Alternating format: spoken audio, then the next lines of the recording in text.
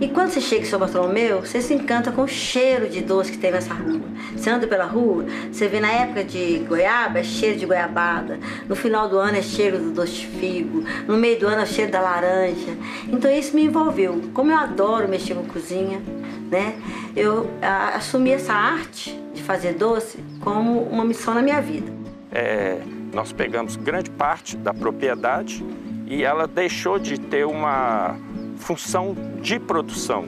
A produção aqui é a floresta e a gente faz um serviço social. Essa parte da decomposição no solo, tanto da serrapilheira, que seria as folhas, né, sobre o solo, como os troncos caídos, é super importante para manter a floresta viva.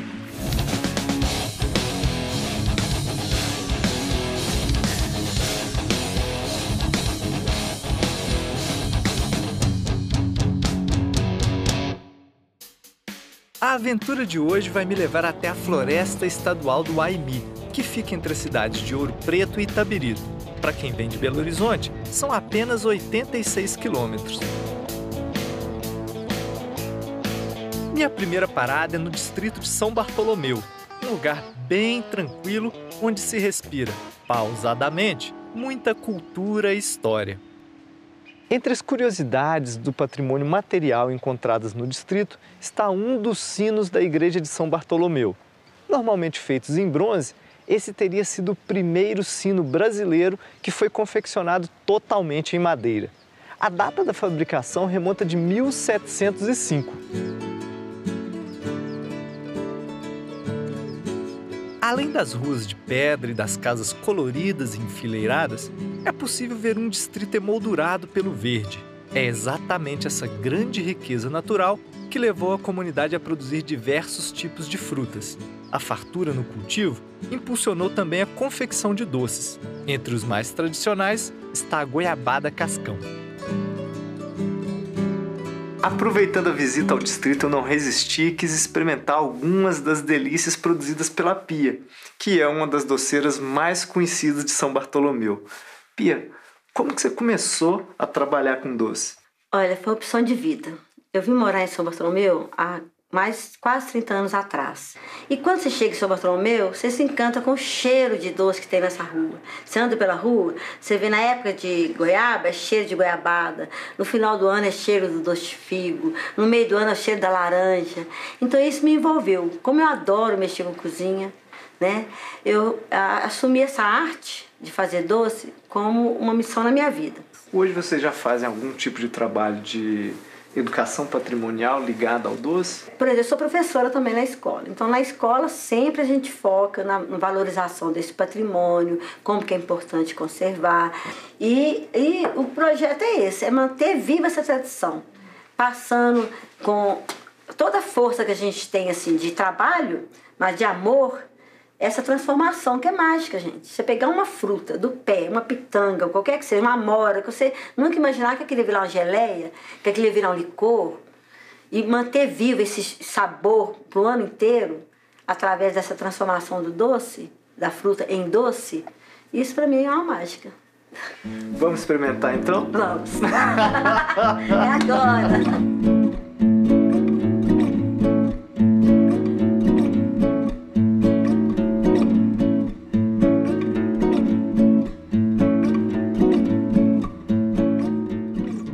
Com uma dosinha a mais de glicose no sangue, sigo em direção à Cachoeira de São Bartolomeu, a cerca de 5 quilômetros do centro do distrito. Por entre a mata mais densa, uma nova atmosfera é criada.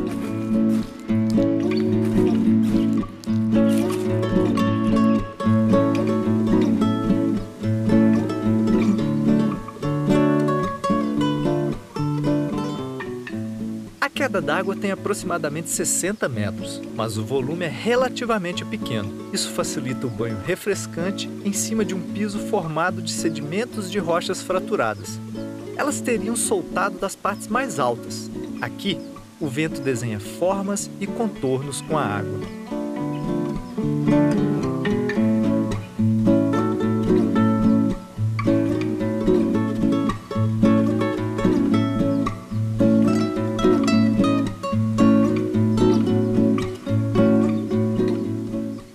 direção à floresta.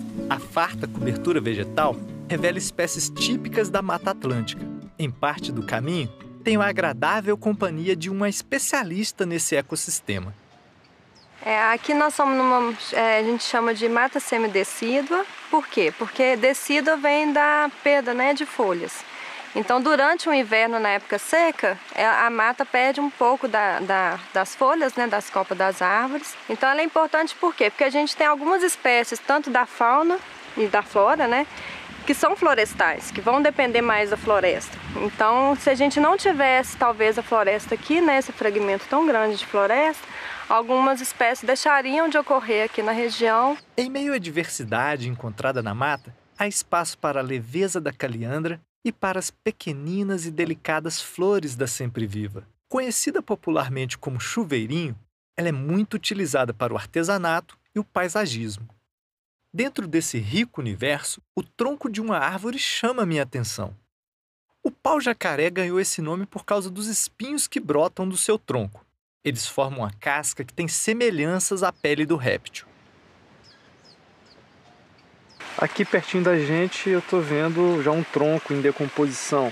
Ele, de alguma maneira, já trabalha essa relação dos vários estratos da floresta, é isso? A gente tem na floresta, né? A gente tem um subbosque, que é essa parte, né, que a gente está, né?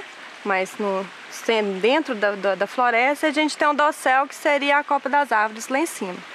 Então a gente tem tanto uma fauna que está habitando o dossel lá em cima, né? Uma fauna que está habitando mais o subbosque, tem uma fauna que habita os dois estratos, e a gente tem a fauna de solo, né? Essa parte da decomposição no solo, tanto da serpilheira, que seria as folhas, né, sobre o solo, como os troncos caídos, é super importante para manter a floresta viva. A castanha vermelha é uma espécie de borboleta que é muito característica nessa região. O que atrai ela por aqui?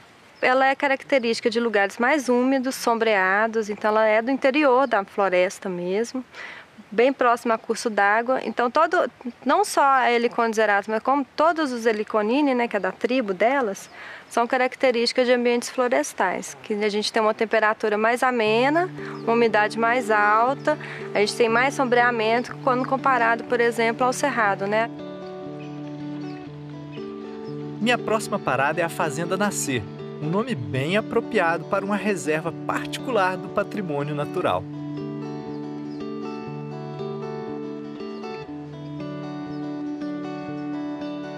Nós pegamos grande parte da propriedade e ela deixou de ter uma função de produção. A produção aqui é a floresta. E a gente faz um serviço social. A ideia de transformar parte da fazenda numa RPPN, que é a Reserva Particular do Patrimônio Natural, assegura em cartório a perpetuidade de proteção do lugar. Quer dizer, qualquer pessoa que no futuro venha a ser proprietário dessa área é obrigado por lei manter a área protegida. Que tipo de educação ambiental que vocês cultivam?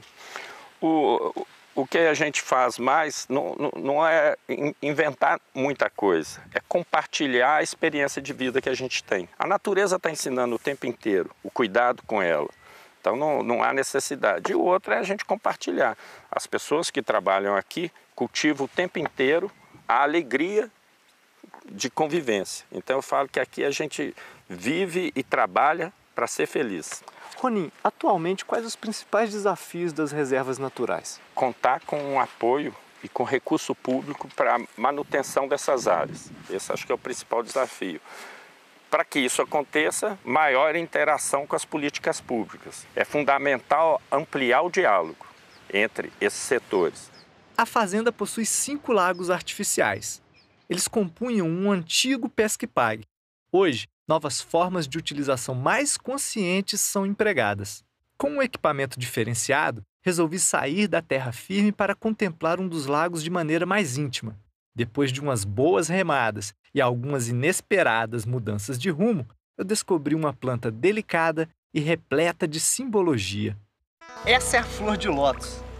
Ela é uma planta aquática que tem muitos significados. Dentro do budismo e do hinduísmo, ela significa o nascimento do divino, o crescimento espiritual. a pureza de coração e de mente. Que ótimo que eu tô cercado de flor de lótus por aqui.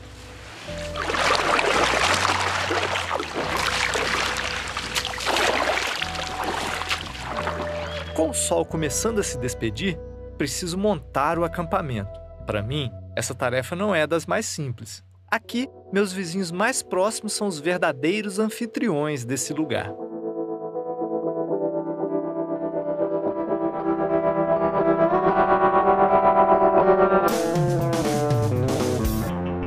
Meu segundo dia na região da Waimi começa cedo. Energizado pela boa noite de sono, é hora de me preparar para o maior desafio dessa expedição.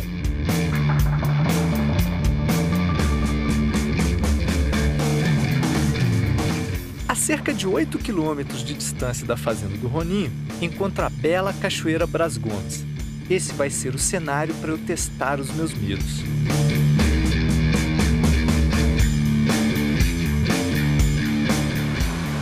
Eu acho que o desafio ali embaixo vai ser bem maior do que a gente esperava. Ao todo, são quase 98 metros de altura.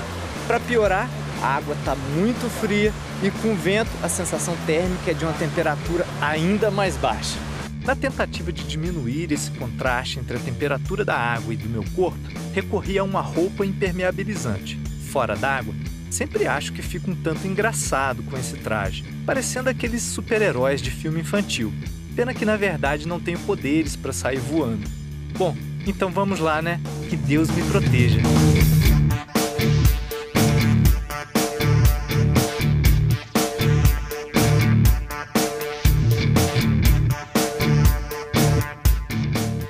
Aqui, logo no início, o coração já está batendo bem forte. Mas a paisagem é deslumbrante. Eu tenho muita coisa para descer ainda.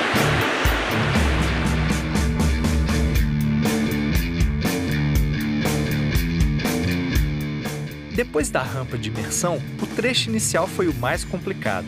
Na descida em negativo, não tinha apoio para os meus pés. Assim, era difícil permanecer na posição ideal. Esse é um desafio que corpo e mente precisam estar extremamente conectados.